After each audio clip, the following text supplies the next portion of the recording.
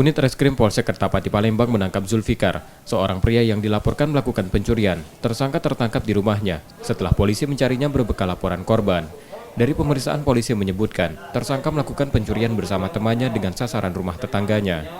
Tersangka saat melakukan kejahatan, masuk rumah korban dari arah belakang dengan merusak dinding rumah. Tersangka kemudian mengambil telepon genggam dan uang tunai. Kejahatan tersangka diketahui korban karena saat bersamaan korban pulang, tersangka lari namun korban mengenali tersangka yang kemudian dilaporkan korban ke polisi. Bersama tersangka, polisi menyita 1 telepon genggam korban yang kemudian dijadikan barang bukti.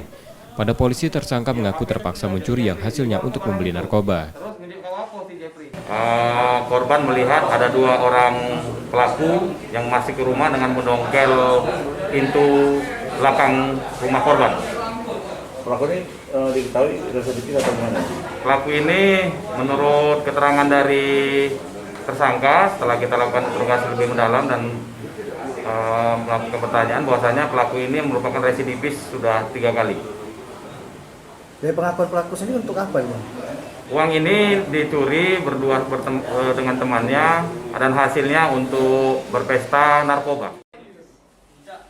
Polisi masih mengembangkan penangkapan untuk menangkap 1 tersangka lainnya.